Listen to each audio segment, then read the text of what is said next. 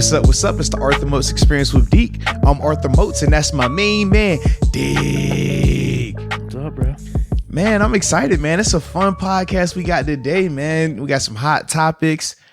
We got a special guest. You surprised me with this guest. Yeah, man. Super Bowl MVP guest. Yeah. Ah, man. Ladies and gentlemen, Santonio Holmes will be joining us later on the episode, so you're definitely going to want to hear that, man.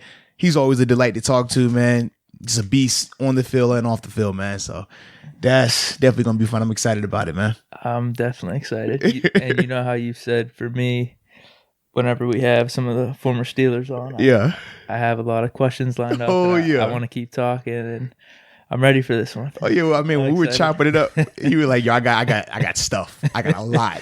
I even had some stuff I didn't even mention to you. Just in the back pocket. It's all good. You rather have more than enough than not enough. So I'm all with it, man. Yeah, 100%, dude. I like it. So for this episode, we got a couple just quick topics to get touch base with, because there's some stuff going on around the league. It actually new news dropped today. Yeah, obviously absolutely. There's been stuff going on with it throughout the last couple of weeks, but it's with the CBA and the NFL players accepting their new deal. It hasn't been accepted yet, but there's been some new wrinkles that have happened today. So I have a lot of questions.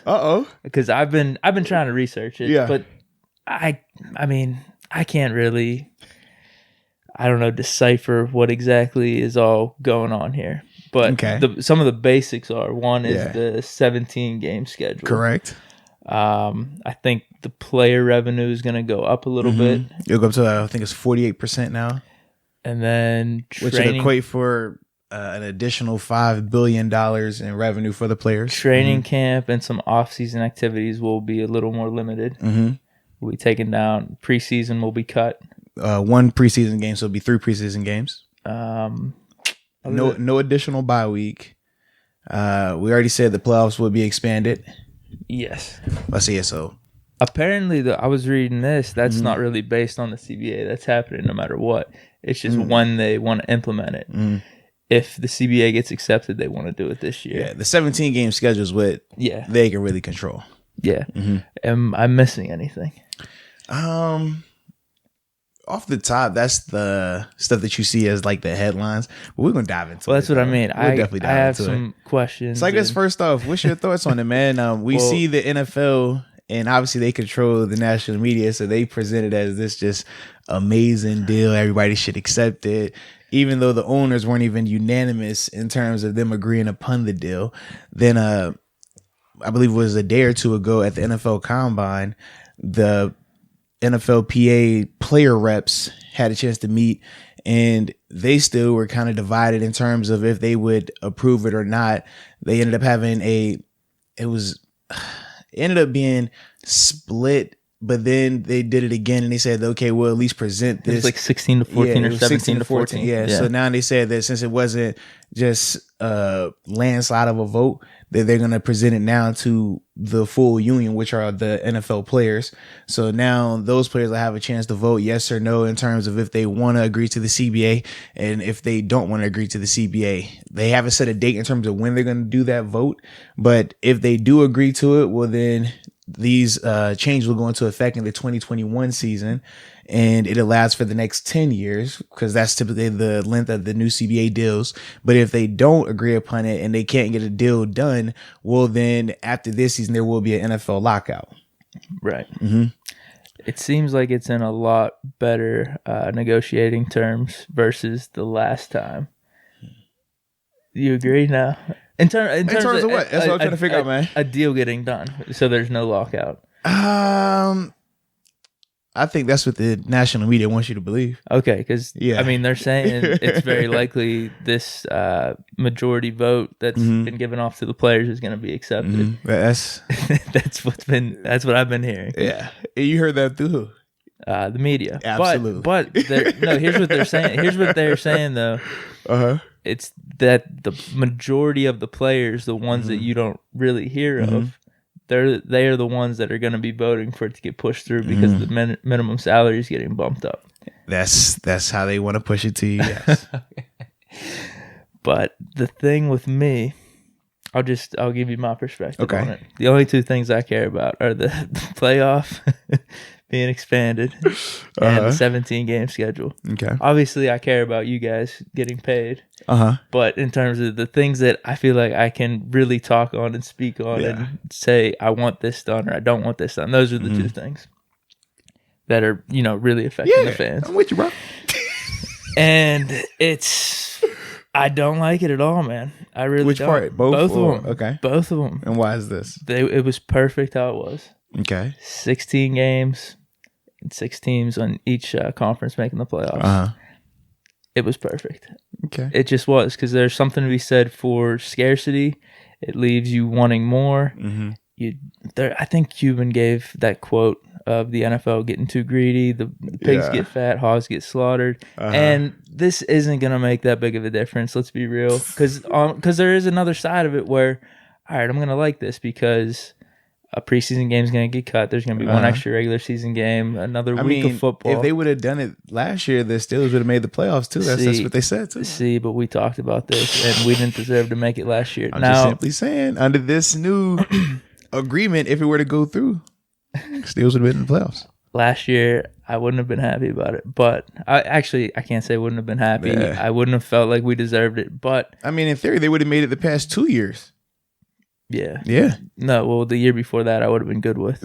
And all the other years, we won 8-8 under Big Ben because I really felt like we could beat any team in the playoffs.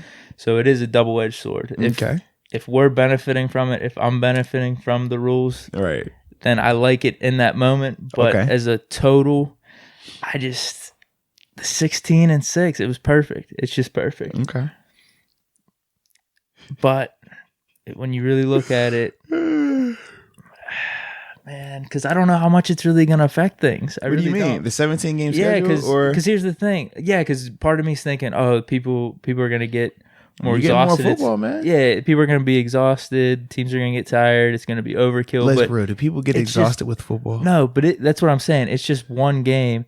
And then if you look at it from the standpoint of players getting exhausted and teams getting exhausted, the only teams that would be technically guaranteed to be playing an extra game are the people that are making the Super Bowl. Okay. And they get the week off before the Super Bowl. Right. You know what I mean? Because the wild card teams or the divisional teams, they're technically still playing what you could be playing in the 16-game regular season schedule anyway. Okay.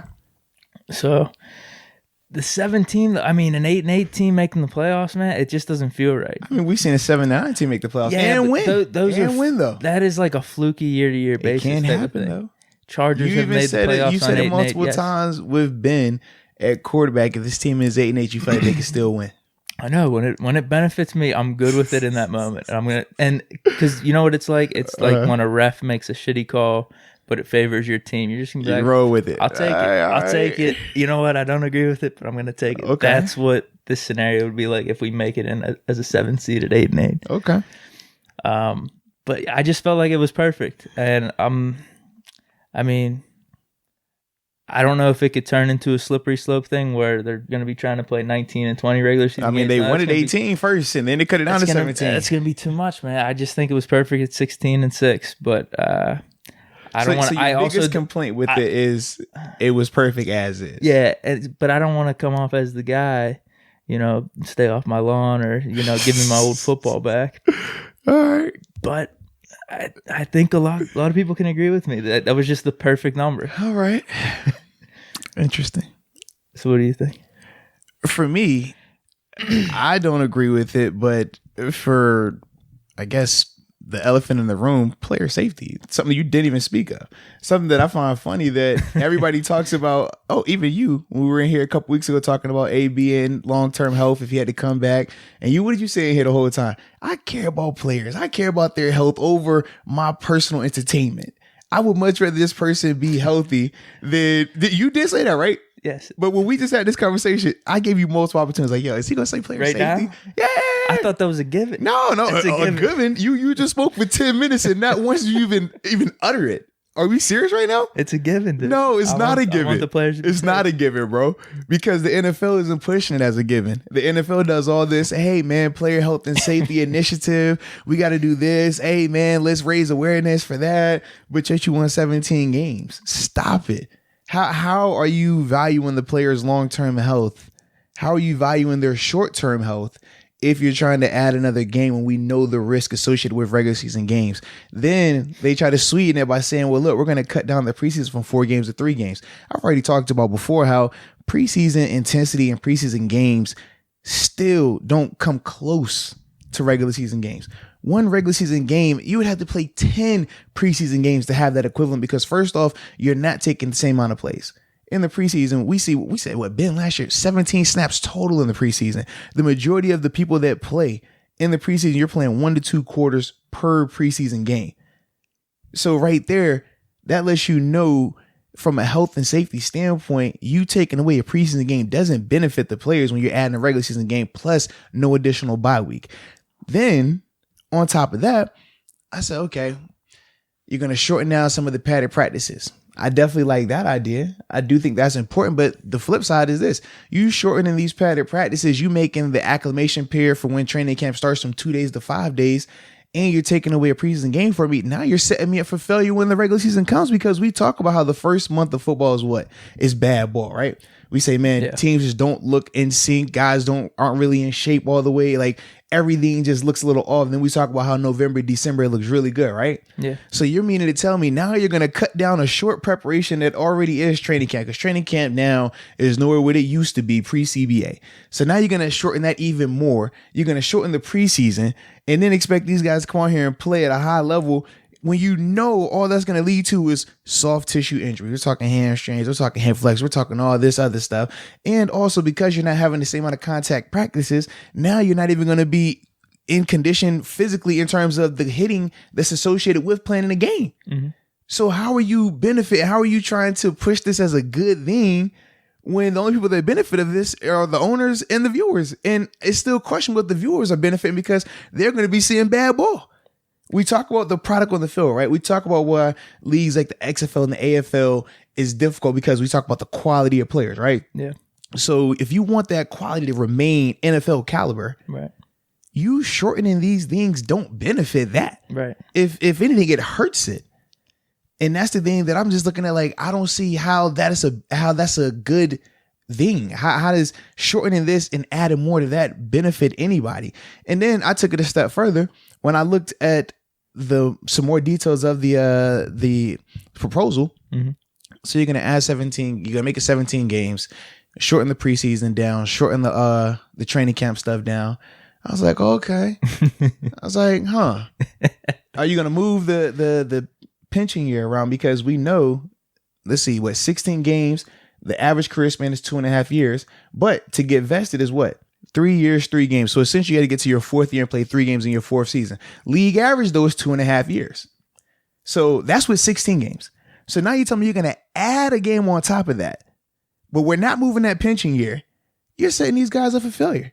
If they weren't making it with 16 games, now you're going to add a 17th game and expect them to magically, oh yeah, man, y'all will make it this time. No. But systematically it's set up that way to make sure that these guys aren't making it, to make sure that these guys aren't getting vested. So now when they do retire and they're making it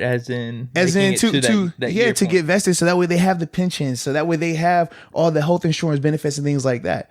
That's what they don't talk about though. So now we add a game. Yeah, that makes the likelihood of you not making it even more difficult. No matter what degree it is, it is a little bit more. Absolutely. So it doesn't add up. So I'm like, that doesn't add up. And then I said, okay, well, if you're going to add the 17th game, but you're not going to shorten the pension year down, at least are you going to add more to it? Because right now it's set up where only you retire, you got 5 years where they're taking care of you in terms of health insurance and stuff like that. They're not even going to add to that. So now I'm taking more risk, going to get more beat up, and you're not even going to sweeten my deal when I'm done? How is that beneficial? Help me understand that. I don't know, man. I think you're actually helping my point a little bit. No. Your point was just, hey, man, it was good as is, man. 16 games, 8-8 was sweet, none of that.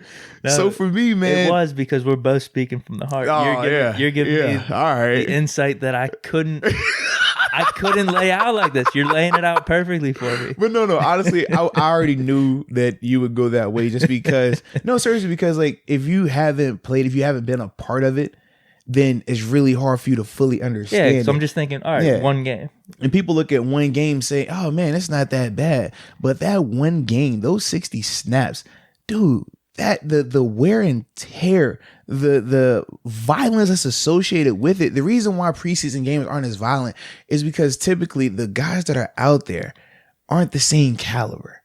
So they physically can't do the things that the best 53 guys on that roster can do. Mm-hmm. So when you're thinking about an offseason, you got 90 guys. 53 of those guys make the roster. But you got 90 guys. You do the math. So think about how many bodies are not going to be on the NFL roster that are out there in those games.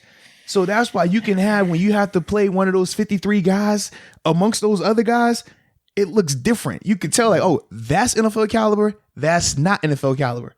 So when you're talking about these guys shortening one of those games as if that's going to be the equivalent of adding another game, it's not even close. Because when you go out there and it's 53 killers, that's now it's a different game. Now you see those guys really getting jacked up. You hardly ever see that in the preseason. Yeah. How often do we really see guys getting beat up like that and hurt in the preseason? Rare. Intensity level is different. Even shortening the practices. And on paper, that sounds great. Hey, man, we're going to shorten this for you, man. We're going to cut that down. How often are you really hearing about guys getting hurt in practice? It does not happen. No. Extremely rare.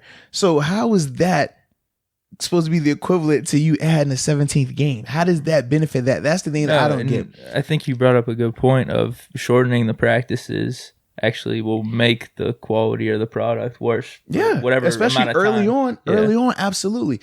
And another thing, because practice, you would say, is just good for you. Yes, it is. Performance. In terms of the padded practices, that's why we talked about here in Pittsburgh, the amount of padded practices and how Coach Tomlin uses them all. We say training camp here sucks. It's the absolute worst. But when you get into these games, you are ready to go. Physically, you know what you're capable of. Mentally, you know how far you can push yourself. When I spent time in Buffalo, Arizona, it was night and day. Those training camps, man, you thought you were in club retirement, man. It felt good. You're like, dude, we're in shorts all the time. And then you get in the game and you're like, whoa, this is what my blood tastes like. I'm not ready right now.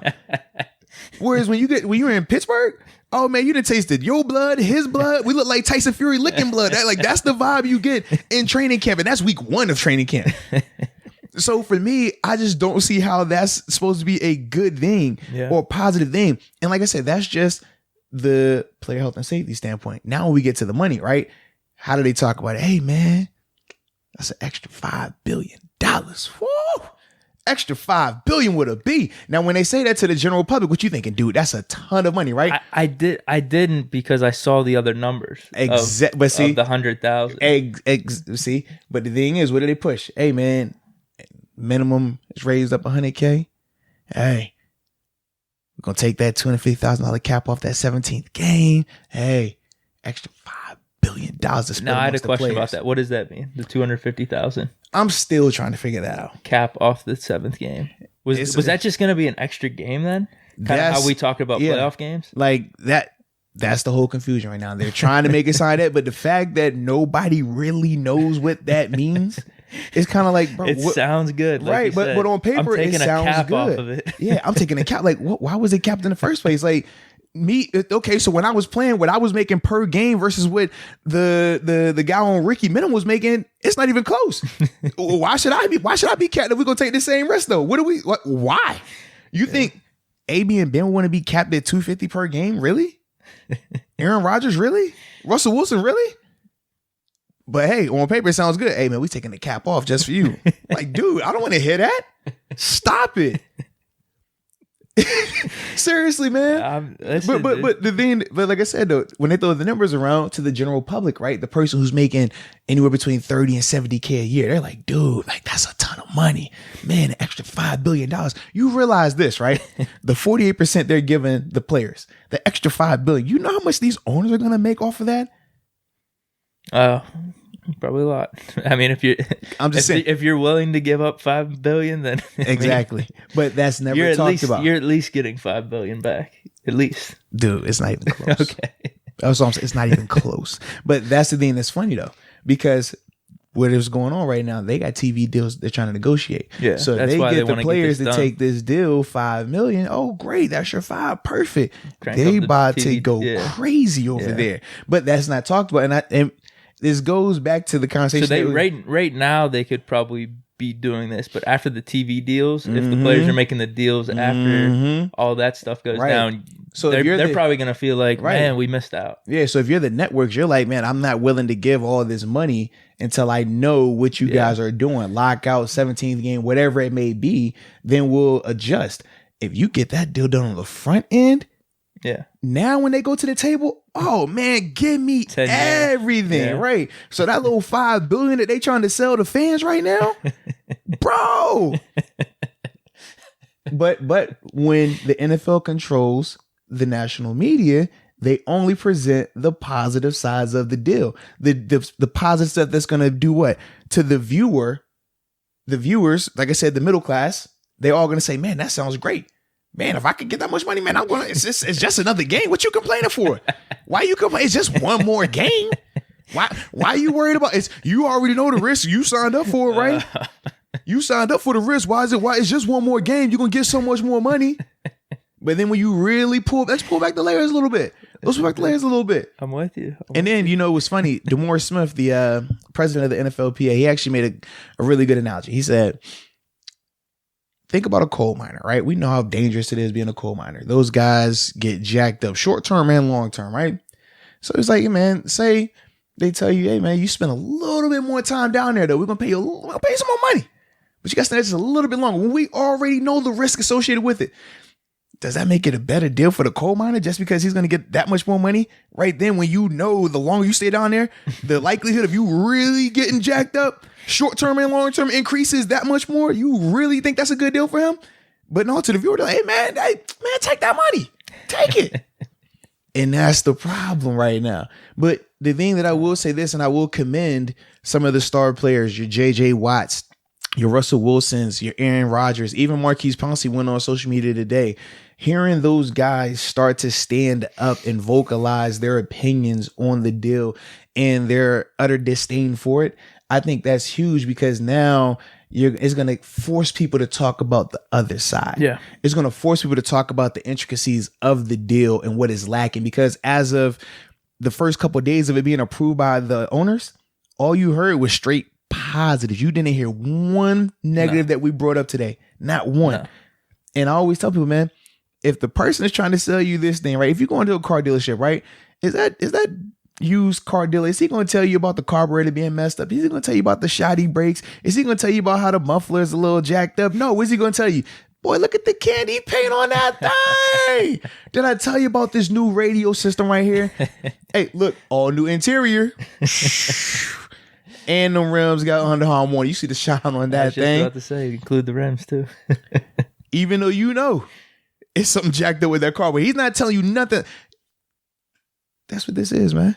They're not going to sell you. They're not going to tell you anything that's negative. They're not going to tell you anything that would make the NFL look unsavory. No, they're going to just strictly push the positives out of it. Strictly push what it does benefit. And leave out all the other underlying stuff. Yeah. And for me, I think that's not professional. I think for me, if this was a court of law, what would we typically do? You would present their argument, we would present our argument, and then from there, we would come into an agreement upon what we should do and what we shouldn't do. Right now, we're just saying one side. Right now, we haven't really heard an official, the players are saying this. Because they don't want that. Because they know that doesn't benefit them. Because right now, what do you get? Right now, you're going to get the guilt trip, right? The fans turn on the players because we talk about this. We talked about this all the time, right? When it comes to holdouts, franchise tags negotiations, who do they side with? Only in sports does the fan side with ownership. Mm-hmm. Anything else, you side with who? You side with the employee. Yep. 9 times out of 10, it's not even a question. Yep. But only with this sign of ownership. And what have we been seeing since this deal has released of what they're offering? Come on, man. Why wouldn't you take it? Even your whole argument wasn't that it was a bad deal. It was just, man, everything is perfect. Well, why change it? Yeah. No. And it's not a knock on you. Honestly, Here's the thing. I knew though that I wasn't hearing the whole side of the story. I'm glad I have you as my friend. And that's my job to hook you up. So because not everybody is getting this, but with this platform, we're gonna make sure that does get out there. I mean, not even you, but like you said, people on Twitter, some of the star players. Yeah. I mean, that does have you thinking at least. At least me. It got me thinking like, all right, I'm definitely not hearing everything to this. If Aaron Rodgers is out there saying he's disgusted with what's going on. Well, and the problem is this, in a Twitter format, they're only putting that they vote no, they don't agree with it, but they don't tell you why. Right. Even with Marquise Pouncey, like he goes off. Now, why is that? It's just more of, hey. No, because I mean, you think just through social media, it's just like, man, I don't feel like sitting up here and telling you, like how we just talking right now. Yeah. Imagine if I had to text all that or tweet all that. I'm not doing that. Yeah, you would have to do like a 3-4 minute video. Right. I would just simply say, man, I'm not doing that. Even Pouncey did 3 IG stories, 15 seconds apiece. And he still didn't go into details in terms of why. He just simply said what he said in terms of, I don't like the deal. The deal is trash. And the veteran players have to look out for the younger players for this thing to work. And here's the difference. So Pouncey was a part of the class that I was in 2010. So we got a chance to play 1 year and then go through a lockout.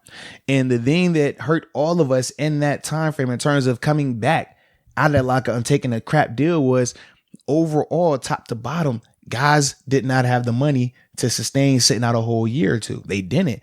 And the thing was, the older players, the veteran players, they didn't really look out for those younger players like that. So for Pouncey, I was like, man, Pouncey was cool because I'm like, yo, you a first round draft pick. But I think about the guys like myself, 6th round draft pick, money is drastically different. Undrafted guys, it's drastically different. And overall, guys didn't have enough money to really be like, yo, I'll hold out. I ain't worried about that deal. Now, this year, guys are more aware. This year, guys like, yo, we told y'all last time, nobody believed us. Dude, save your money so that way if we have to lock out, we can really sit out and miss some games because that's the only way you will see a flip in terms of NFLPA versus NFL. Because right now, NFL rules it all because they know, hey, man, y'all can't sit out. We got this money. Y'all going to want some of this. But how do you get them? Sit out, miss some games. Now fans are mad. Now fans aren't watching games. Now fans are going to say, you know what? Bump that ownership. Y'all need to get it together. XFL. Right. But that's the only way it works. Though you have to be able to hold out. You have to be able to save your money and do that. So that's why you hear all the veteran players when they're talking to some of the younger guys, even me talking to some of these guys, save your money, man. Make sure y'all got it right. Because if y'all take this deal, just know everything is gonna go through it for the next 10 years.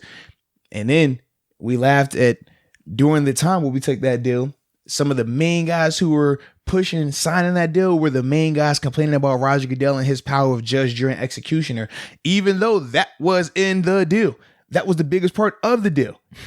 And guys like, oh man, bump, man, we'll be all right, man. Just sign the thing. We ain't tripping. And then 2 years like, oh man, why does he get to suspend us and do whatever he wants? Why does he have a commissioner's exempt list? Why we got to appeal to him? Don't complain when you signed it, when you had a chance to do something. You had a chance to impact this game. You had a chance to impact the people that have come after you. You blew it. Yeah. So when you hear these veteran guys, Russell Wilson, even though Russ missed that part of it, Aaron Rodgers was there. Marquise Pouncey was there. JJ, I think he missed it. He's a part of Russ's class. But you hear the different guys that have been a part of a lockout. They know what it's like. And they know if you take a deal that you do not absolutely love, it's going to be a rough 10 years for you. Right. Now, fans, y'all going to love it regardless. Let's be real about it. Fans don't, hey, man, play that 17 game, man. We good, baby. I mean, I told you, though. I mean, it was perfect how it was. So I'm a little cautious about it.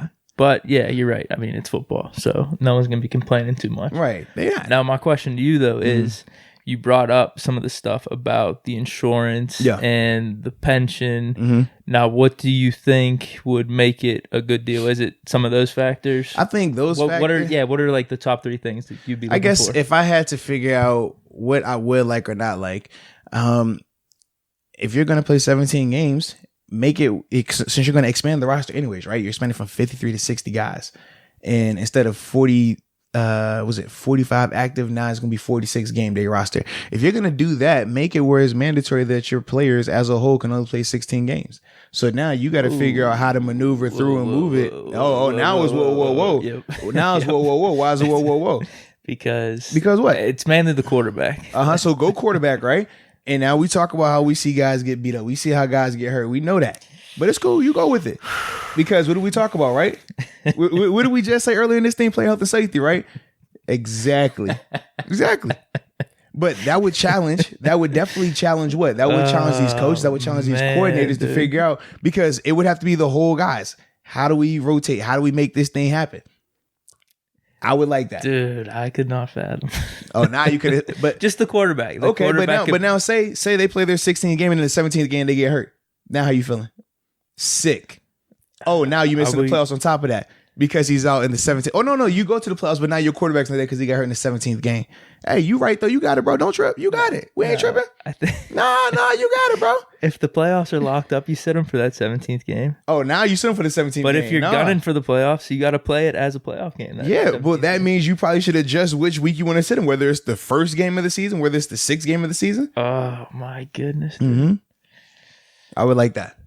Because it still keeps it at 16 games, but now it's going to make these coaches have to coach better. It's going to make these general managers have to make sure their roster is constructed the right way, so they got the people that they need to get out of those games like that.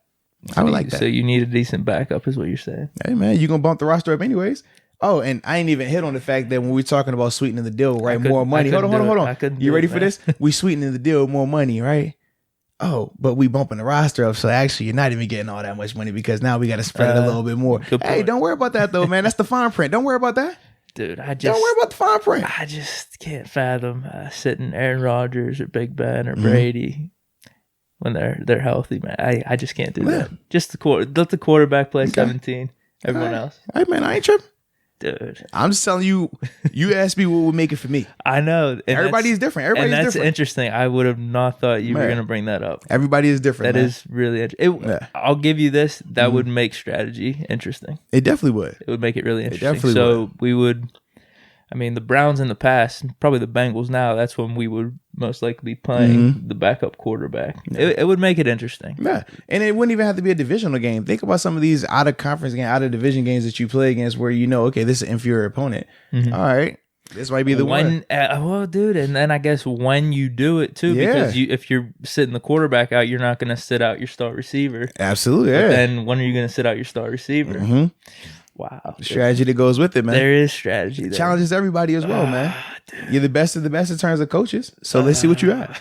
I would like that. But then it also keeps the players at 16 games, each person playing 16 games total. So they don't feel that. Yeah. Fans still get their 17th game. Owners still get their 17th game.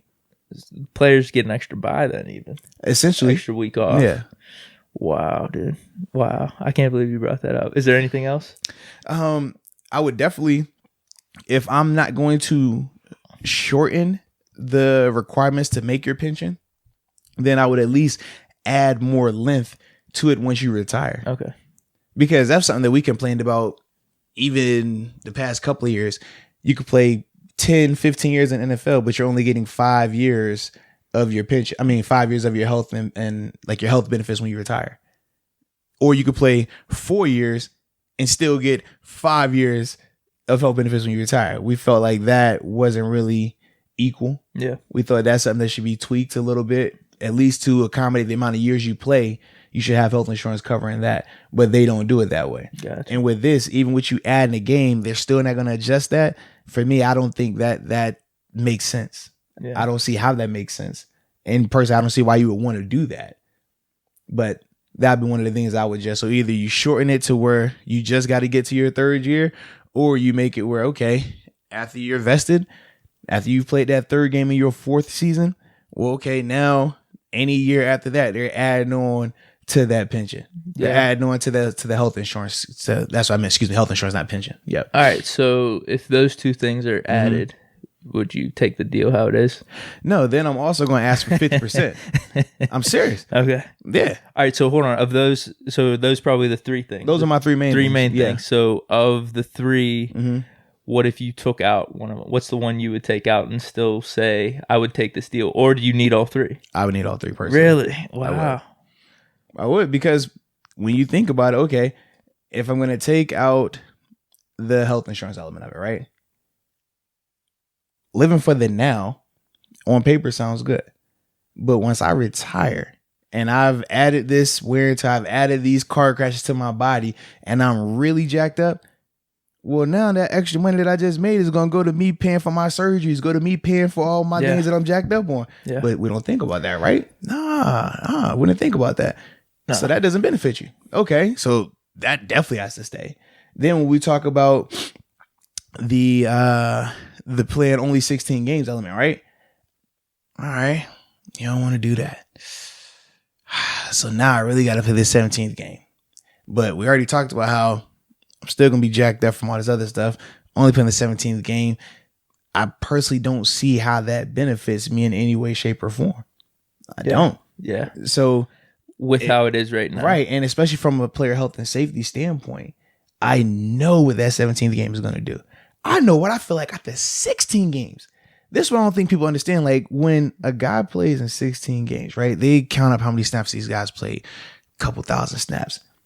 You realize like dudes, those first month to 2 months after the season's over, they look and feel like they've been absolutely just obliterated, just beat to death with a bat. That's what it feels like the first month to 2 months after a season, after like when you're really playing, not the guys, like no offense to special teamers, but like when you play like under 1,000 snaps, it really doesn't hit the same. Like you're going to have a couple of weeks where you still feel it, but it doesn't have that same impact as when you're the starter, you're out there 60 snaps a game. Yeah. You feel absolutely just trashed.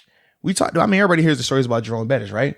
Man, it takes forever to get out the bed. I got to do this and this and that. Like that's legit. That is like super true.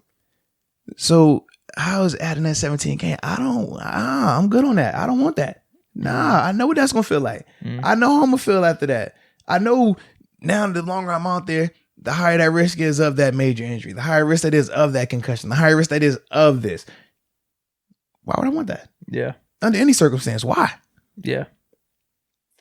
It seems like a lot of things are going up, but the ratio it's being presented to the players, it's not going up to, I guess, an equal ratio. You know what I mean? And then we talk about the 50-50 split. But then, like I said, you're adding the game. Like all the numbers are going up anyway, no matter what, on a year-to-year basis, just with inflation and just with how stuff is being presented to the public. Like everything's just going up with how big the NFL is getting. So that's already a given. But then you're adding the 17th game. And yeah, that's kind of where it doesn't add up. Like you should be getting all this added stuff anyway, but then throwing the 17th game, I could see why you would need those three extra incentives where it's like these are probably needed. And like don't hit me with the 48. No.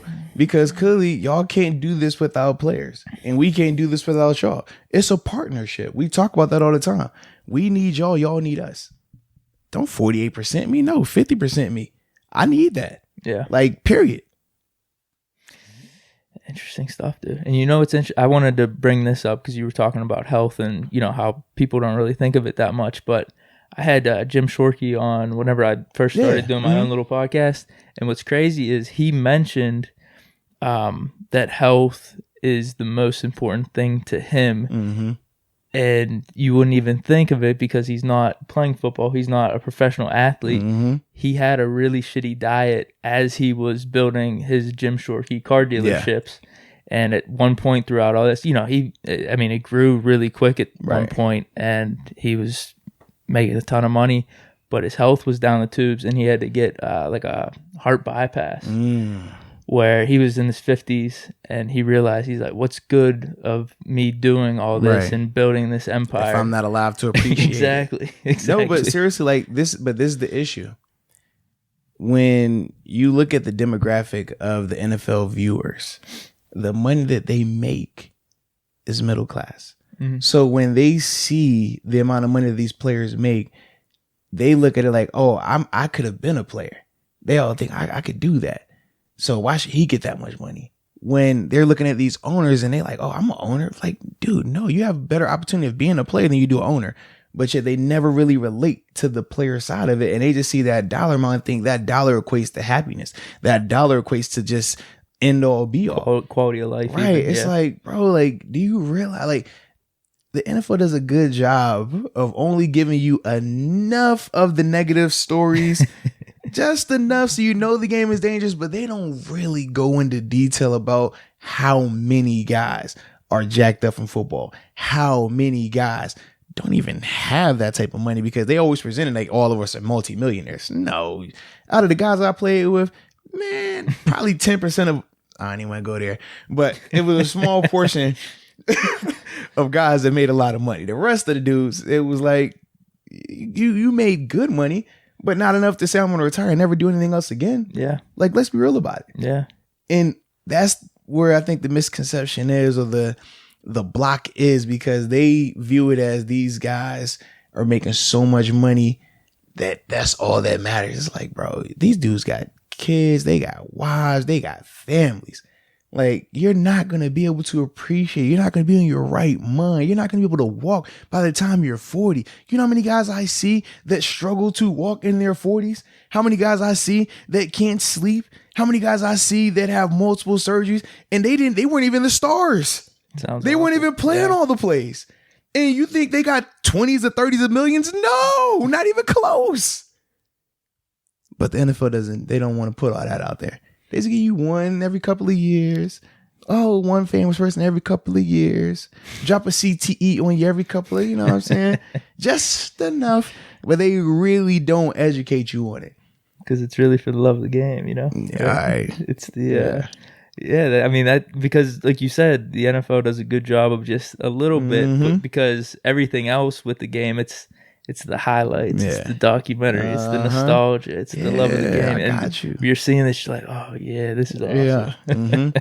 Now, I will say this. One thing I did like about, because we about to get Santonio on the phone, man. Oh, is it almost time? It's almost time for him. Yeah, but one thing I will say that I did like about the proposal, and this is from both NFL and NFLPA side, what they're doing for the retired players, not like my group, pre-2012, pre-93, like the legends. Because before their pension was trash. I'm talking like health insurance stuff was bad. Their monthly stipends and pensions was just trash. It was a disgusting thing when you think about these are the forefathers of the NFL. I mean, I had a chance to talk to Jim Brown, like hearing his story, hearing what he was saying in terms of how like it's dudes that he knows that were Hall of Famers that live on the street because they don't have money, because those guys weren't paid like that back then. Yeah. The fact that with this new deal, if it is passed, both sides, the one thing that they did agree upon was bumping up their pension a ton, bumping up their health insurance a ton, and even shortening. So I told you how to get vested in terms like your health insurance, your pension plans is they say 3 years, 3 games. Essentially, it gets to your 4th year, play 3 games in your 4th year. That's what it is. But what they're doing for any of those guys that were pre-2012, pre-93, that time frame, they're going to cut the pension requirement back to just 3 years total. So that way, a lot of those guys that were short, a lot of those guys that barely missed it are going to be able to get those benefits now, which is huge, man. So I thought that was good. Regardless of if it gets approved or not, that was the one thing that is going to be a part of that deal whenever it is finalized. Cool. So I did like that a lot. That is good. Yeah, I like that too. Yeah, because those are the OGs, man. Yeah. Those are the OGs. And it's funny, we all can relate to this, man. When you're living in the moment and you're young, you don't really think about it. But getting a chance to talk to some of those veterans, those super like founding fathers, the guys that you grew up like, oh man, I heard about him. I never got a chance to watch Jim Brown, but you saw the highlights of him. To hear him break it down, I was like, yo, this is dope. Like, I have a better appreciation for it. Mm-hmm. And I think that, the current players now and the NFL owners definitely relate to it a lot more now and understand the significance of those guys, because this game wouldn't be here without them. No, 100%, dude. Yeah, man. I'm glad you brought that up. That was interesting. Man, that's what we had to do, man. No, definitely. So, all right. So we're going to get into this Santonio interview. Absolutely, man. I'm excited about it. He's excited about it. we chopped it up a little bit for y'all, man. A little 17th game conversation, CBA, and now it's time to hit some of the Santonio, man. So enjoy the interview, baby. We appreciate y'all as always for tuning in. For sure. And peace. All right, ladies and gentlemen, we told you we had a very, very special guest coming onto the podcast, man. A Super Bowl MVP, a Super Bowl champ.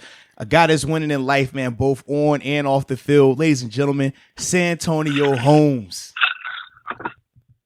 Tone What's time up? was What's good. up? What's up? Man, like I said, man, we just happy that you took a little bit of time out of your busy schedule, man, to hop on the podcast with us, man.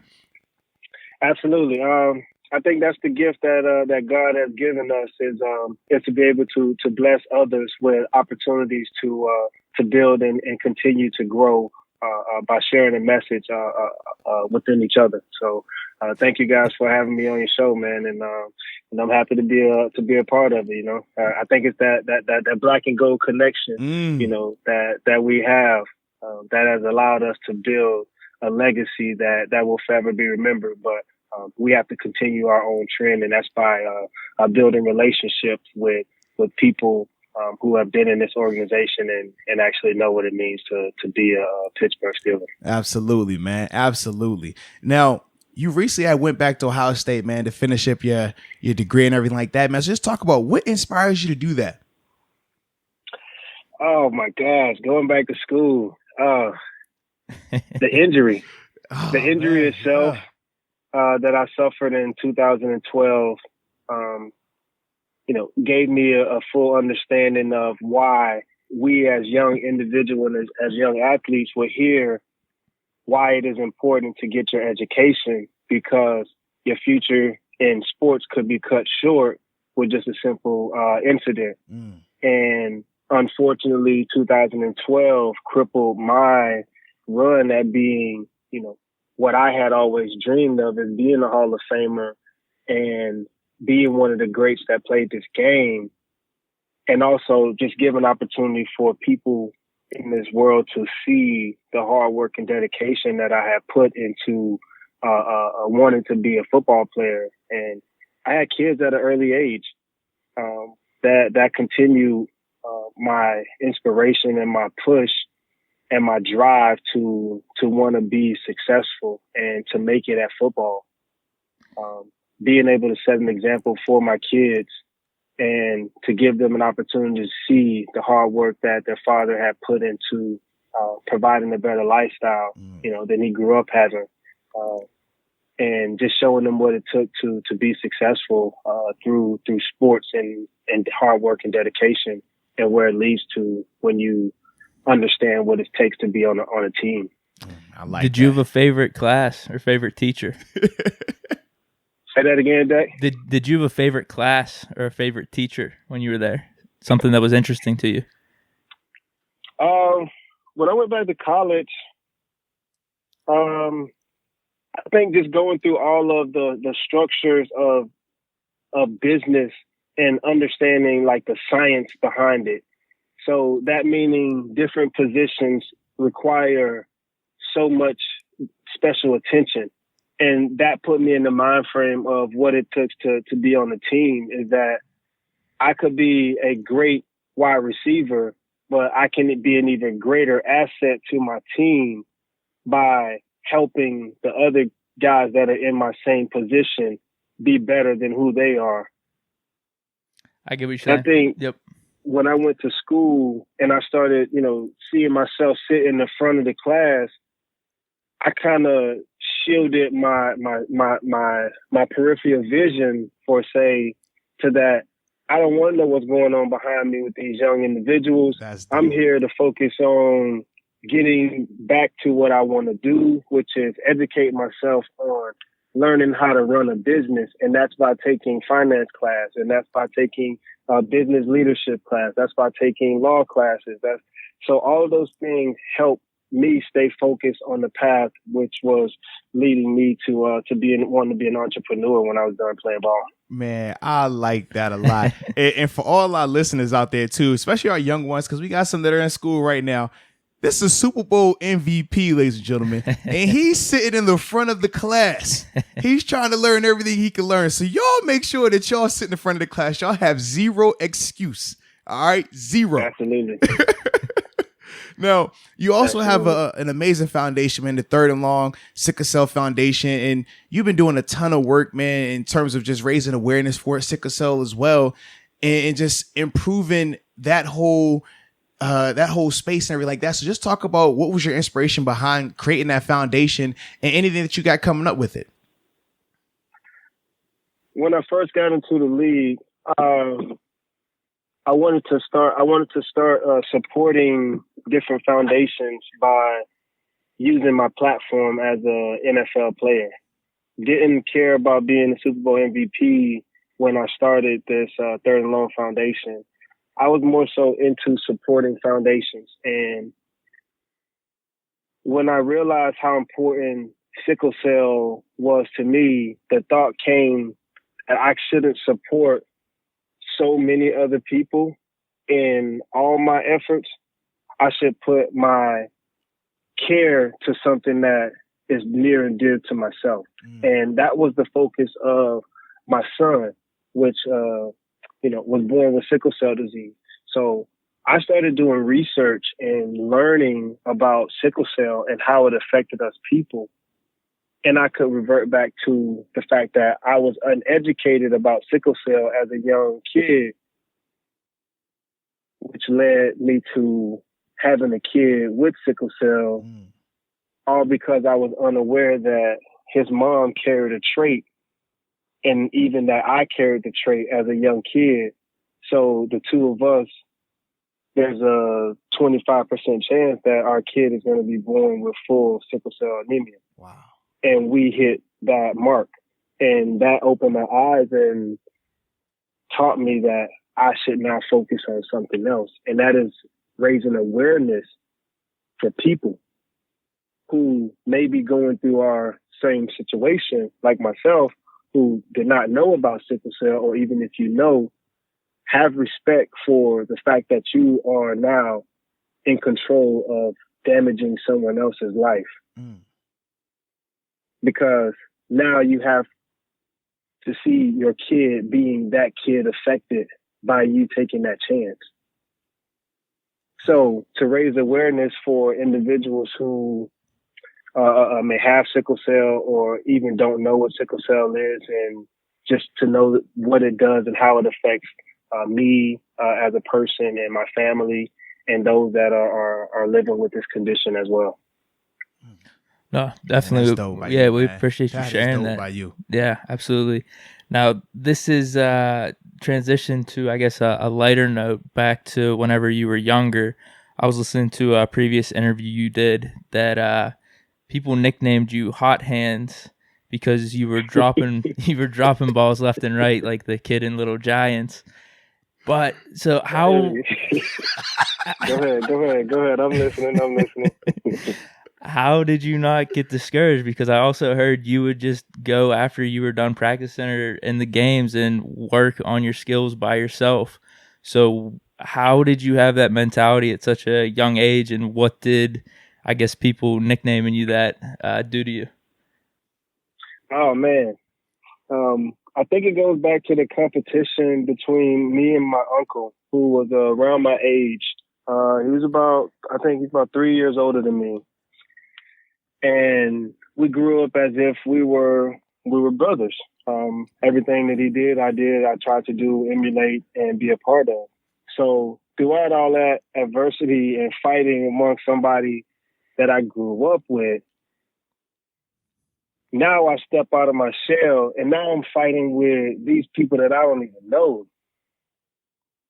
So here we are in a football game, in my first Little League game, and I'm running down the field, and I'm wide open for a touchdown, and I dropped it. And I remember running back to the huddle, and I'm like, dang, man, you could have scored a touchdown there. And I didn't get mad at myself. I didn't worry about it. I said, maybe I get another chance, because that's what this skill position is opportunity, right? And all I needed was another opportunity.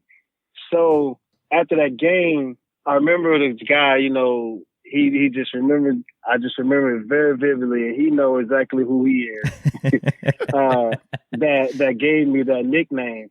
And when we got to high school, it was more impressive now that he saw the individual that developed a better skill set at this because of that, which was that nickname that challenged me to go and be better, go and practice, go and work on your skills, and maybe you can't catch a football. People tell you can't catch a football, and you're showing them that you can't catch a football. So you can't get mad at nobody for picking at you and being in this situation. Like, you're doing this. So as we got older and got to high school, I wanted to prove that if he and I played on the same high school team, that I would be better than him. Oh. And the end results were that Santonio Holmes, became talk about world famous. So, talk about it. Let's go. So big ups to my guys that get that nickname me that for motivating me to be one of the greats that played this game that I love so much. Let's go. I love it, man. I love it. Now, speaking of you being one of the greats to play this game, you did have an awesome career, man. Played a long time. And you were part of the 16-game schedule conversation, right? Whereas now, with this new CBA that's being talked about and the things that they're, promoting or proposing is the NFL going to its 17th game and also expanding the playoffs from 12 games to 14 games. So just what are your thoughts on a 17th game potentially and then also them expanding the playoffs? Thoughts on the 17th game. If it's not for the players, I'm with the players. So if they are standing down on this situation and not accepting because they don't see the maximum benefit for their future, then I'm with the players. Something that I learned as a young individual is that every time someone comes to the table with an agenda or with an opportunity, you best believe they've already worked out theirs. So with that mindset, taking, I'm for the players and where they stand on this game. If it's going to be for us, then make it about us and let us understand it and see how we can grow from it. But don't capitalize or take from, what we have opportunity for. Absolutely. For your success. So I like that. Trust me, I'm with you on that 100%, baby. If it does not benefit those players, man, Yeah, we just had a long conversation about all this. Moats broke it down for me. Hey, it's got to be for the players, man. Man. We if we're driving this train, I understand that the conductor, gets to control it.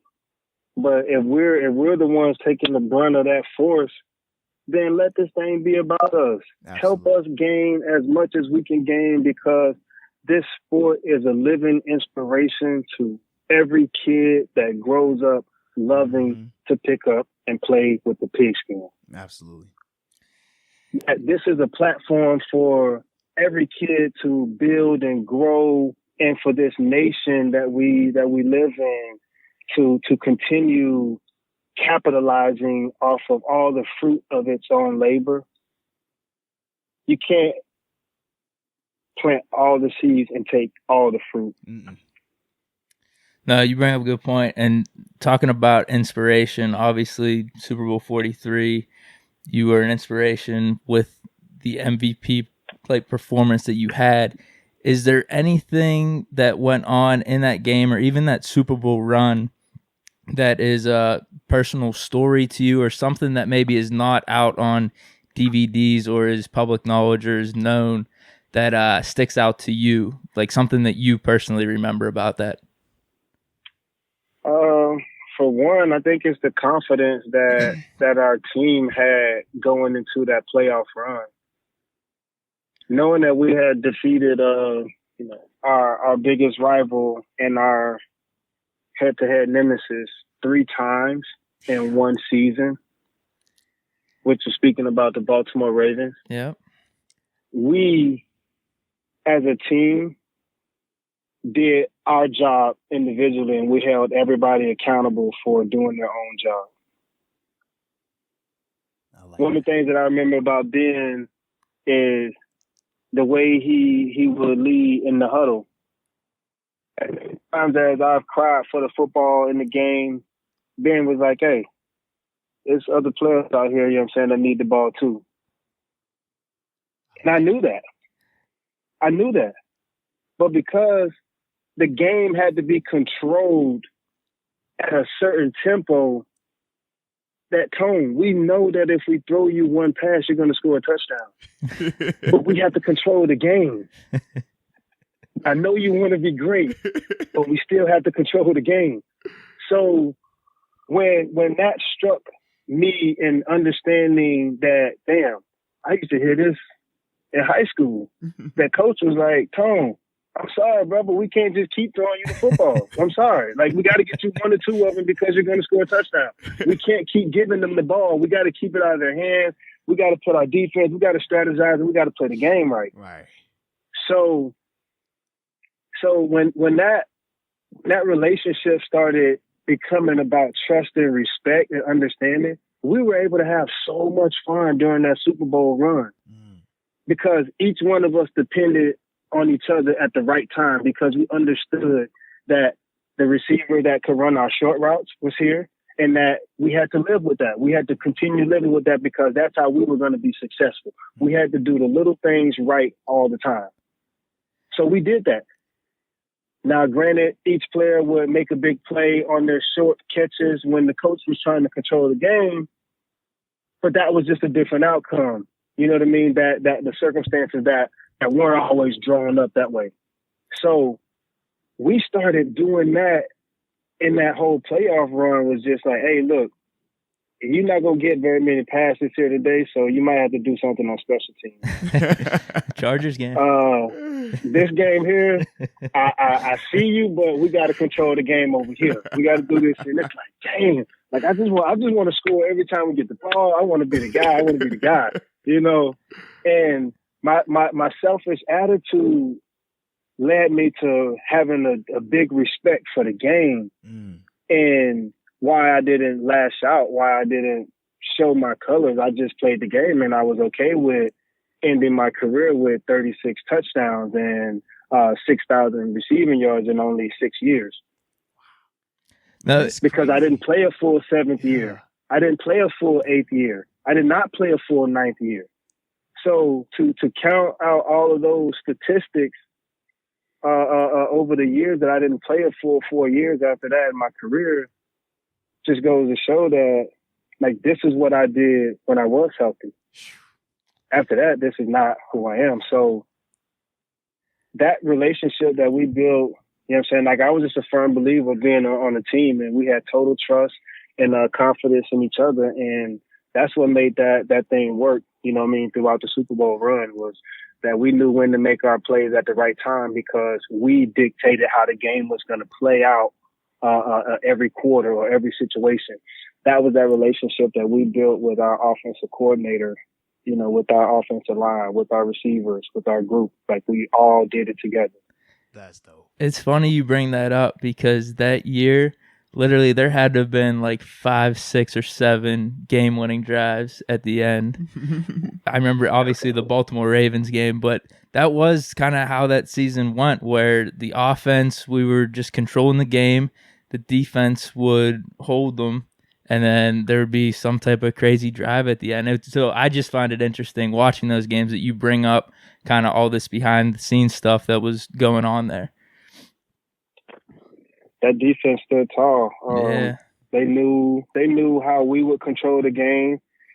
They knew when we would not get a first down. They would be like, well, gotta step on the field now and defend it. Just because they gave us the ball, they put us back on the field. Don't mean we don't got to do our job. I like and that was the trust factor that our defense had, and that we tried to mimic that confidence by controlling the game so that they only had to play sparingly in game situations and be ready for in-game situations where they were fresh and ready to, attack at the end of the game. Absolutely. Well, Coach Tom, and that's one of his things, man. He always says a great defense is one that spends a lot of time on the sidelines, man. So y'all definitely were masterful in that. But also, man, you heard what Deke was talking about in terms of how it seemed like every game will come down to a last drive where y'all would just go crazy. And obviously we know in Super Bowl 43 how you were able to do that on that last drive, go crazy, get the game-winning touchdown, and then ultimately win Super Bowl MVP. So just talk about, man, being a part of that rare group of Super Bowl MVPs, man. What does that mean to you? Oh my gosh. To have a childhood dream to not be a part of a repeat in history. As a child, I sat and I watched that Steeler game versus the Dallas Cowboys. And I only tell this story because this was my vision of being a Super Bowl champion, not a Super Bowl MVP. I sat down and I remember, hugging on the back of the chair, looking at the TV, saying to myself, if I ever get a chance to play in the NFL, we play in the Super Bowl, that will never happen to me. Wow. The receivers got 2 interceptions for touchdowns. And I can remember the joy and excitement on my uncle's face, sitting next to me. And I didn't like that. Because that was the wide receiver's fault. Right? And just as much as it was the quarterback's fault. Right. It played a part on both guys not being on the same page. So I won't point the blame at a wide receiver or the quarterback. It was 2 guys on the wrong page. So I use that to say that when that moment came for me to line up and put on a Pittsburgh Steelers jersey to stand on Super Bowl Sunday, nobody had any idea what was going through my head at this time as a young kid. The excitement I had at being on this stage, playing for the team that I had just witnessed, 13 years ago, like lose this game because the receivers weren't better or the quarterback wasn't better. I wasn't going to be a part of that. I didn't want to be a part of that. Let's go. So when that game-winning drive came to a head, I'm sitting on the sideline, like rubbing my face, looking at the scoreboard, like, dang, Fitzgerald just scored. This sucks. We down. All right, well, what you gonna do, Tom? You gonna be great, or you just gonna stand here? You just gonna let this happen again? You gonna be part of that history? These are all the thoughts that are going through my mind. And that was the soundbite that came out was, who's daring to be great? Because I'm daring to be great right now. I wanted to be a part of a better history that had a better final result because I was a part of it. That was my vision of winning the Super Bowl for the Pittsburgh Steelers. It wasn't winning the Super Bowl MVP. It was winning the Super Bowl because I wanted to be a part of that. So I went up to my quarterback with confidence. I knew where we stood with our receivers.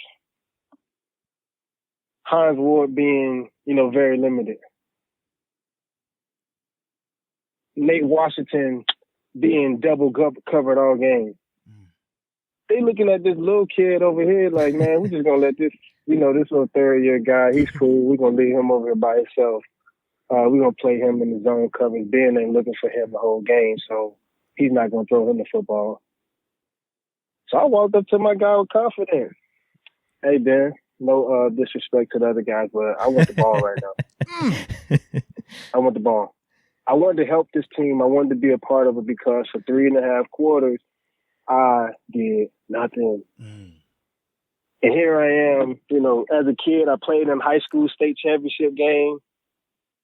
And I think I had maybe 2 or 3 catches in 2 state championship games. And, no touchdowns, no nothing. Jeez. And then I get to college. And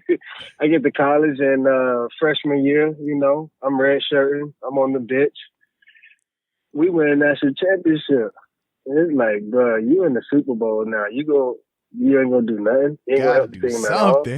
You gotta do something, bro. You're like, this is like world stage. This is it. This is the biggest place that you're gonna play in this game. Like, what are you gonna do? So I go back to saying that having faith and confidence in yourself and what you envision for your life, you have to go out and be successful and create that opportunity. You have to go in and put in the work. You have to go in and show to yourself, prove to yourself that you can get these things done. It isn't about proving to anybody else. Because at that point, once you prove it to that person, how much better are you going to go? How much more challenging are you going to be towards yourself and striving for better and for greatness? I love it. No, that's dope, that man. was the vision that I had at being in that Super Bowl at that moment when it was time for me to perform on the highest stage, was that this is your opportunity. And I started telling myself, I'm daring to be great. If I get an opportunity, I'm telling y'all, I'm daring to be great right now if I get an opportunity. Let's go. Hey, quick follow-up with that. Where did you got me in here hype right now. I'm just throwing it out there. Where did that soundbite? God, I'm hype right now. Because you live for that moment, No man. question, You know what it's like to put that uniform on and to know why you're going, because you strive all the way from that little league moment to that middle school moment to high school, college, to get to this era, to get to this stage. Like, so many people fall short of making it to this platform. But when you get there, what are you going to do? It may be just one opportunity that you needed. It could have been for you, Moats, the sack against Tom Brady, where you knocked him out for the rest of his season. One of those kind of moments can be the driving force for wanting you to continue showing, this is why I got to the stage, because I wanted to be recognized for doing something. So all the great kings and all the great men, they wanted to be kings of their era because they wanted to show everybody that they were capable of doing great things for many people. And that was being an inspiration for so many people in our drive to being successful for ourselves, that it inspired others to see how far we push ourselves so that we can achieve success and greatness. That's dope, man. Where did that quote, daring to be great, come from? Because obviously that's probably the most popular soundbite from that Super Bowl game. Did you hear it before? It was there. It was me. It was, I don't think, honestly, that it came from anywhere else. It was what I just described to you as my picture evolved over childhood, high school, college, and those big stage moments. I didn't even tell you that my team made it to the championship game in our little league, and I broke my ankle playing basketball. No. So I don't even get to go play in the state championship in our little league championship game that we had to play in the state of Georgia. Oh man.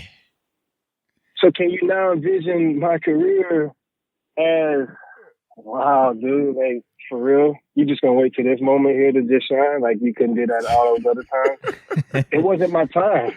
It wasn't my time to shine during those moments. I just needed to trust the path that I was on. And that was by having faith that the moment in time that would happen for me is when God was ready for me to receive this moment. That's dope, man. So I accepted that. I accepted that at the height of my career, which was me standing on my tippy toes and Seven seeing me in the back of the end zone, like, here you go, Tom. Let's see if you can make this one. And he made that throw. He made that happen for me. You know, he was the fulfilling piece, you know, that I envisioned playing for the Pittsburgh Steelers and the quarterback throwing me a pass and hoping I can help the team win the game. I didn't help us win those state championship games by scoring touchdowns now. All I did was participate in the games. I took away from defense. I gave up some chances for our team. I had other guys score touchdowns, and I was super excited because guess what? We won. I'm cool with that. I was cool with that. But I wasn't cool with just being a part of the team in the Super Bowl. I wanted to be great.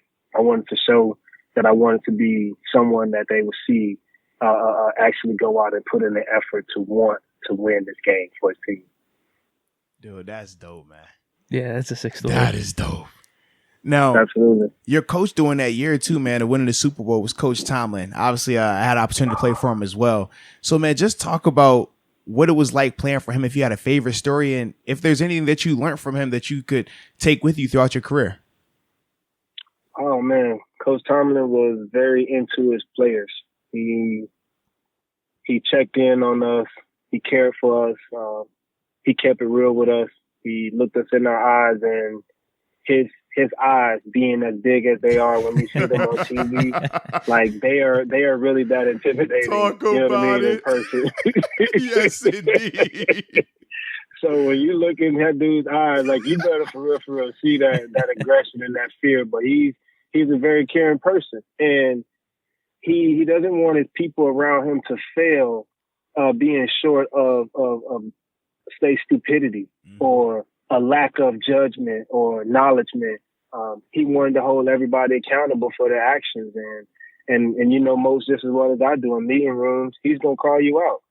Nobody in the media will ever know who Coach Tomlin called out, because he will never do that. But when it's us and on us, like, this is our reflection. This is our time to be real with each other, and we as players, we respected that, and that was the drive. Yeah, man, that was the drive that said this is why he's here for 15, 16 plus years. Is that he can come, what you see out there, cool, calm, and just, you know what I mean, a little bit of, hey, wait till you get behind those closed doors and he gets you one-on-one. It's all you and me, you know, and it ain't always harsh. It's always real. Mm-hmm. He never get on you as a player. He give you real life scenarios and situations and things of how we can now make better judgment at our situations that we're encountering, whether we're on the field or off the field. And that's what I think us as players grew to love. And I think that's what the organization fell in love with, is that he demanded that from his players, and the players showed that respect to him. And, you know, I love him for sticking with me and for trusting me to get the job done, having the faith in me, you know, seeing my hard work and wanting to help me. That's one of the things I really commend him for reaching out and willing to put his hand on the line to get me help and to get help for me. And I know he did it for every other player that he's encountered with any situation. So, you know, I tip my hat to a great career that Coach is having at this point in time. And, you know, I wish him all the luck. The coaching staff was always great. The people that he kept around him, he made sure he brought around people that were just like him, that had that same passion, no matter what color and what they look like, how big, small, short, tall, you know, they are. He loved everybody that loved the same nature that he had, and that was to be straight up honest with his players and to love them and to care about them and to build a relationship with them, but also let them know that shit, we strictly about business, baby. Straight up. I like it. I wanted to go back in time real quick. I found an interesting story about you moving in with your grandma in 6th grade. Can you talk about the backstory with that and the type of impact your grandma had on you? Yeah, Miss Willie Mae Barnes. She's my last one standing right now. My grandparent on either side, and our relationship, you know, it grew closer and closer because by the time I was 14, I would say probably underage and for driving, and she would let me drive her to church, and I would just have to listen to everything she had to say while I was driving. Oh, you doing this wrong. You ain't driving right. You doing this. You got to focus on this. You should be looking at this. Why you worried about this? And so it allowed me to learn how to focus amongst all the things that were distraction, but also try to put them into perspective all at one time, but not show that I'm losing any faith in myself. I can do exactly what you're saying, doing just okay, focus on this, do this, do that, do this. All right, that'll please you. So that relationship got so much stronger over the years because we shared the same foundation, and that was just going to church and believing that it was me. It was my gift to her that I do what it is for our family that's necessary for the rest of our lives. And I believe that. So when she, you know, would come and watch me play, I knew that it was for real because she just never wanted to leave the house. Like, she just wanted to always stay at home and watch me so she could see me from afar. And I just loved it when she would come and watch me play because I can see her little chills, you know what I mean, and get on her when she would see me out there running the ball and catching and scoring touchdowns and things. Like, that relationship just continued to grow, and you know, to this day, like she's just my favorite. That's dope. She looked after me. She took me in. She let me live with her and all my uncles. My grandma had 11 kids, and 7 of us lived in the same house together. You know what I mean, with her and my grandfather. So we were very close, and she treated me just like her son. And you know, I'm forever grateful for her, and even my mom for allowing me to go live with her. Yeah, what went into what went into that decision? Because wasn't it that you wanted to focus more on your path in life and the current situation you were in? It was more of a distraction. Yeah, absolutely. I was getting, you know, right into that. That's why I said thanks to my mom for allowing me that opportunity to go live with my grandma, because I got tired of waking up in the middle of the night, you know, to feed my little brother, you know, his meals, you know, and I had to be up early for school to drop this one off and to take this one to the babysitter and then get on the bus and then go to school. So mom was working in the cornfield, you know, she had to leave at 3:34 in the morning to be at the bus loop, you know, by 5, so that they can all pull out and go to work. And then she would come home, you know, 7 o'clock at night, and I had to make sure food was ready for my little brothers, or we would go to grandma's house and, you know, eat there. And then we come back. I got to make sure they took a bath, make sure I had, you know, their clothes out for school already. Mom comes home. It's like, the boys are asleep already. I was just waiting for you to come home, you know. And, all right, go ahead to sleep. Boom, before you wake up. Like, you don't even see her no more because she's already out the door next morning, 3:40, 4 o'clock in the morning. So I just got tired of that. I didn't want to be a part of that struggle. And so when I went to my grandma's, I was free. I was able to go to basketball practice. I was able to go to football. I was able to go to track practice because I didn't have those responsibilities. But I had those, you know, lingering on me as a child that I don't want to do this no more. So I just had to get out of that situation, and it worked out, you know, because I had somebody that had the same understanding in my faith that if I pray a little bit harder and I work a little harder, that I can achieve this. And my grandma was the only one that wanted to hear that. So, you know, I thank her for it. So that's what drove me there. Man, that's dope, bro. You done been around, had a lot of influential people around you, man. Shout out to your grandmother. Even like you said, your mother making that decision too, man. So then I want to transition to, you actually have 2 guys, man, that you're very familiar with.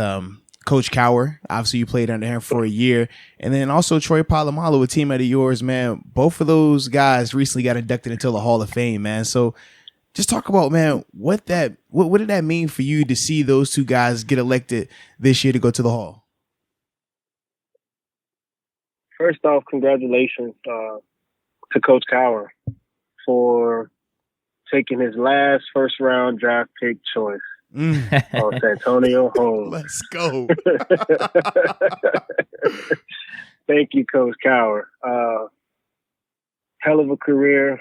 I watched you, you know, as a kid, and to be able to stand next to you and to feel what the other players felt about having that relationship with you, even though it was for 1 year.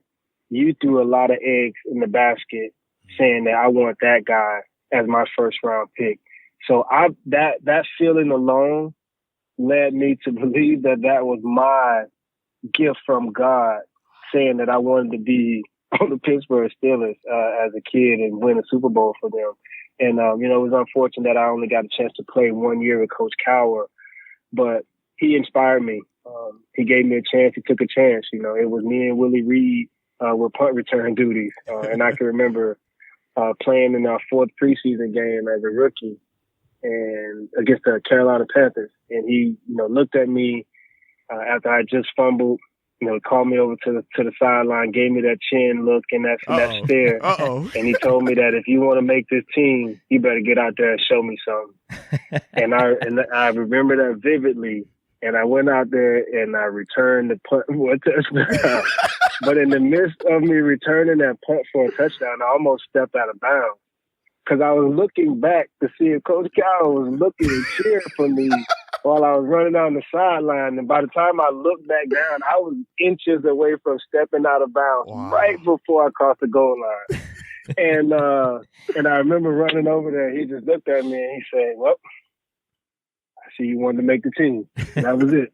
And congratulations to him on a great career for winning the Super Bowl. The year I got drafted, actually, I was a year off, from being a Steelers Super Bowl champion at that time.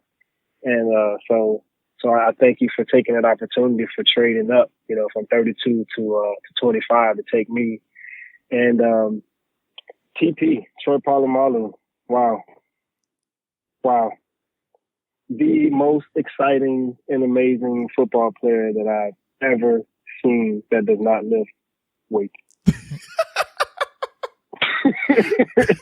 You revealed the secrets. Go ahead, talk about it. I already know. Talk about it. It's crazy. His athleticism and his ability to react and to take chances with straight confidence. I think he developed that skill set, living on the island and where he grew up at and was raised around his family and things of that nature that allowed him that survival instinct and that predatorial reactiveness that he has as a ball player. And he showed all of those qualities and instincts every time he stepped on the football field with great confidence, that he studied well, that if you listen to what I'm trying to tell you, that these are the things that are going to work, that are going to happen for us. They're going to be right here. I prayed about them. I seen it. I know, I believe it. I'm going to trust it, and I want you to trust me. And those things happen. They happen over and over and over and over and over for him. But everybody on the outside would look back and say, wow, how did he do that? We, the players that played with him, that spent time with him, seeing him train and work, knew exactly what it was because we got a chance to witness it every day. There were times in practice where, Troy, you can't come out here when Ben is on defense. We got to put another safety in. You can go on the scout team, sorry, but you can't run with the ones today. Because he's intercepting passes in practice that we know should be big plays for us, but because he studied and knows so much about players and about instincts and about positions on the football field and the routes that are being ran, the combinations, the down and distance, the opportunity. He know it all because he studied it and he put it all on display every Sunday. And that's what we were able to see Troy Polamalu's greatness just explode every Sunday. We're waiting to see what 43 is going to do today. Oh, I was so excited, to see, him make it to the Hall of Fame. And, big congratulations to him and everything that he endured throughout his illustrious Pittsburgh Steelers career, winning 2 Super Bowls.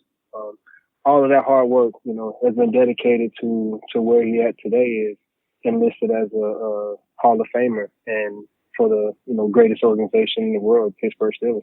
Absolutely, man. First ballot guy, man. Whew. Absolutely. Straight legend. Now, before we let you go, man, we always ask this question, man. Talk about your welcome to the NFL moment. Ooh, welcome to the NFL moment. Being a rookie wasn't easy, boy. I can tell you that much. Well, you had everything to figure out, from the city, from the meeting schedule, to how to lift weights good, how to train, how to be punctual at meetings, how to stay up in meetings after practice. That's a skill, by the way. People think that's easy to do. That is not. That is not. That welcome to the NFL moment, dude. You have to get up early, especially if you're a first round rookie. You get hazed, and I don't say this in a bad way. That it becomes a responsibility of yours to say, we just want donuts in the morning. We ain't gonna ask you for too much. What time you mean? Before practice or before meeting? No. We need them before we come into our morning meeting. In the morning. So if you know where that takes you at, you know what I mean? These are the things you have to prepare your schedule for. Now your alarm clock has to change time. So, you know what I mean? You can't get up at the normal time that you were going to get up at because you have a duty and an obligation and a responsibility that, you can't let your teammates down because this is the trust that they're trying to gain from you throughout this experience that you're going through. So my welcome to the NFL moment, man. Those guys, they had a lot of respect for me. I was shy. I didn't want to participate in everything. I was more so just focused on, hey boy, you better earn this paycheck. You better get out here and do everything the right way, the right time, right now, earn this paycheck as a rookie. I was afraid to get involved with anything that was going on outside of football. Outside of learning that playbook, So it was very difficult, man, to sit at home and study when you got kids at home that you need to talk to every night.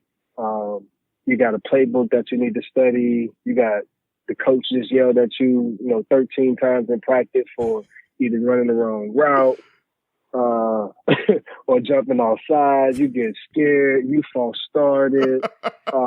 Like these things are happening over and over, and so you start to lose confidence, like as a young guy. So you have to learn how to become thick-shelled and grow from these experiences. So my welcome to the NFL moment, was definitely a experience that I will never forget.